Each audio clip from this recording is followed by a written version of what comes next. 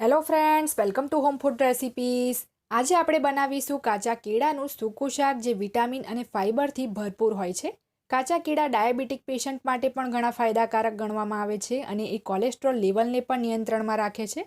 Normally આપણે બટાકાની સૂકી ભાજી તો ખાતા જ હોય છે, તો આજે આપણે ફક્ત 10 મિનિટમાં બની જતી આ ચટપટી અને મસાલેદાર કાચા કેળાની સૂકી ભાજી બનાવવાનું શીખીશું। તો ચલો એને બનાવવાનું શરૂ કરીએ। સૌથી પહેલાં અહીંયા મેં 3 નંગ કાચા કેળા લીધા છે। આ 3 કેળા ગ્રામમાં 300 ગ્રામ જેટલા થાય છે। તો આગળ પાછળનો આ રીતનો થોડો ભાગ કટ કરીને આપણે એને પીલરની મદદથી આ રીતે છોલી લેવાના છે। પહેલાં બધા જ કેળાને મેં બરાબર ધોઈ લીધા હતા, એ પછી કપડાથી લૂછી લીધા છે। પહેલાં ધોઈને લૂછી લેવાના છે, પછી જ આપણે આ રીતે એની છાલ કાઢીશું। તો બધા જ કેળાને આપણે પહેલાં આ જ રીતે છાલ કાઢીને રેડી કરી લઈએ। ત્રણેય કેળા છોલાઈ ગયા પછી આપણે એને મીડિયમ ગોળ ટુકડામાં આ રીતે કટ કરી લઈશું। ના વધારે જાડા કે ના વધારે પતલા, એ રીતે મીડિયમ ટુકડામાં આપણે કટ કરવાના છે। તો તમે જોઈ શકો છો ત્રણેય કેળાને અહીંયા મેં કટ કરી લીધા છે। હવે મેં ગેસ ઉપર એક સોસપેનમાં 400 ml એટલે કે 2 કપ જેટલું પાણી ઉકાળવા માટે મૂકી દીધું હતું। પાણી સરસ ગરમ થઈ જાય એટલે કટ કરેલા કાચા કેળા આપણે એમાં એડ કરી દઈશું। અડધી ચમચી જેટલું આપણે એમાં બાફતી વખતે મીઠું ઉમેરીશું અને 5 ચમચી હળદર ઉમેરીશું। હવે બરાબર મિક્સ કરીને આપણે 4 થી 5 મિનિટ માટે એને મીડિયમ ફ્લેમ પર બાફાવા દેવાના છે। 4 થી 5 મિનિટ કેળા બફાઈ ગયા પછી તમે જોશો તો આપણા કેળા 80 થી 90% જેટલા જ બફાયા છે। ટોટલી આપણે એને કૂક નથી કરવાના। જો તમે ચપ્પુથી આ રીતે એને ચેક કરીને જુઓ તો કેળા આપણા ઓવરકુક પણ નથી થયા અને કાચા પણ નથી। તો આ સ્ટેજ ઉપર આપણે ગેસની ફ્લેમ બંધ કરી દઈશું અને ગરણાથી એને ગાળી લઈશું, કારણ કે જો એમ જ આપણે એને ગરમ પાણીમાં રાખીશું તો એની કુકિંગ પ્રોસેસ છે બંધ નહીં થાય અને કેળા આપણા ચડતા જ જશે। તો આ રીતે આપણે ચાળીને સાઈડ પર મૂકી દઈશું। ઠંડુ પાણી એના પર નથી રેડવાનું।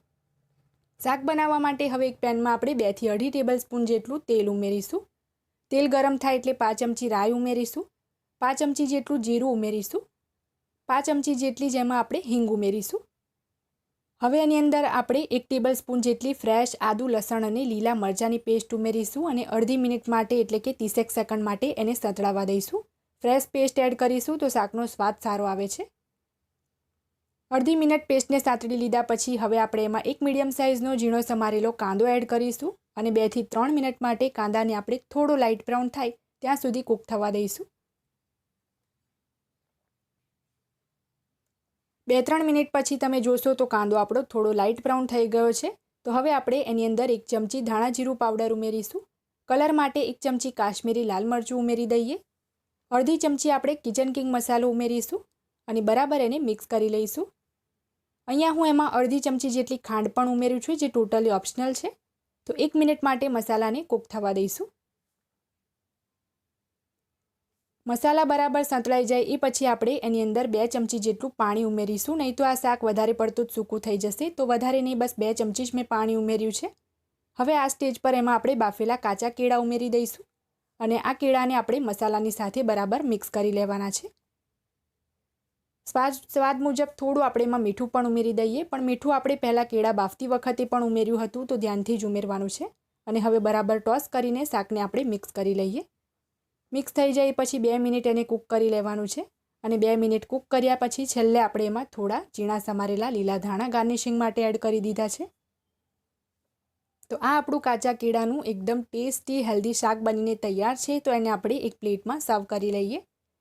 જો તમે આમાં ખટાશ માટે થોડો આમચૂર પાવડર કે લીંબુનો રસ ઉમેરવા માંગતા હોય તો પણ ઉમેરી શકો છો। ખાવામાં આ શાક ખૂબ જ ટેસ્ટી લાગે છે। તો તમે પણ ફક્ત 10 જ મિનિટમાં બની જતું આ કાચા કેળાનું હેલ્ધી શાકની રેસીપી ચોક્કસથી ટ્રાય કરજો। આ શાકને તમે લંચ કે ડિનરમાં બનાવીને રોટલી, ભાખરી કે પૂરી સાથે ખાઈ શકો છો।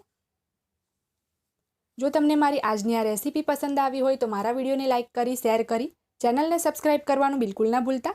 સબસ્ક્રાઇબ બટનની બાજુમાં જે બેલ આઇકન છે એને પણ દબાવજો, જેથી તમને મારા દરેક નવા વિડીયોની નોટિફિકેશન મળતી રહે।